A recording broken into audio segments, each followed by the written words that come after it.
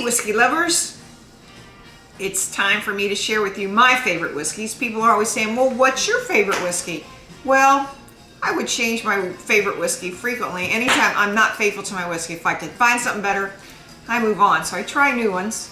I tried that with husbands. That really didn't work so good. So anyway, High West, one of my favorite distilleries, American distillery in Park City, Utah. Fabulous whiskeys. I love their Rendezvous rye. It's a high rye. A lot of ryes now are just, you only have to be 51%, so they're 51, 53%, and they kind of fancy around with them, but this is mostly rye. They won't tell you the exact amount because that's proprietary. They named it after the Rendezvous, which was an event where the mountain men came down and they brought their pelts and there was alcohol and there'd be all this trading going on. So they named it after that. It is their flagship rye. I think it's fabulous. It noses incredibly. It's 46%, but the cinnamon, clove, vanilla, it's delightful. Now, if you don't like rye and that little bit of spice, this probably is not the one for you. Ryes vary a lot, but this is like a typical rye. I like them spicy. Then we come to Benromach. This is space side. What I like about Benromach is it's not as peaty as an Islas. It's got a little bit of peat in it.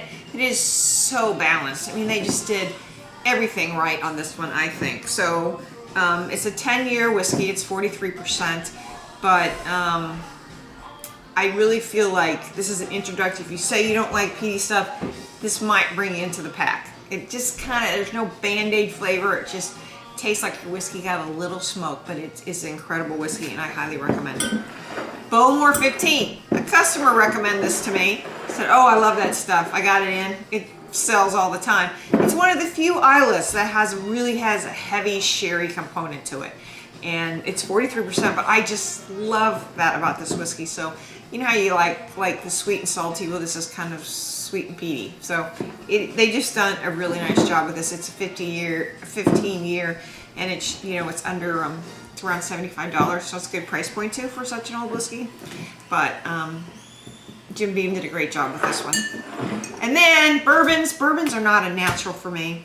Even though I was born in Louisville, Kentucky, it's not a natural for me. But I love the Noah's Mill. It's made by Willett. There's 4 to 20-year-old whiskeys or bourbons in there to bring this together, but it is 57%, but it tastes more like a 50% whiskey. Is the burn? It's just really not there, but it is full on hard flavor. But it is a high rye. See, somebody likes ryes.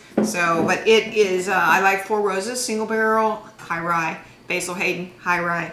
Noah's Mill, high rye. So if you're in that camp, you will love this whiskey. It is a small batch bourbon, but I think it's one of the best out there. So these are Terry's favorites. These are my boyfriends right now. I'm taking them home, but I'll share with you. Try them. Sláinte.